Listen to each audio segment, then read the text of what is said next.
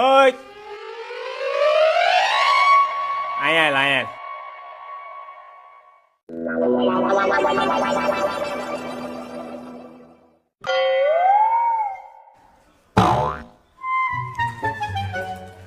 બોલો. કેમ ભાઈ સ્કૂલે નથી જાતો?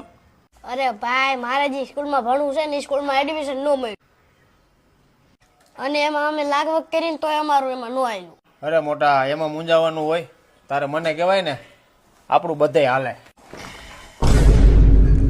અરે તારું તારી બાયડી હારે નથી હાલતું તો બહાર હું તમુરો હાલવાનું છું.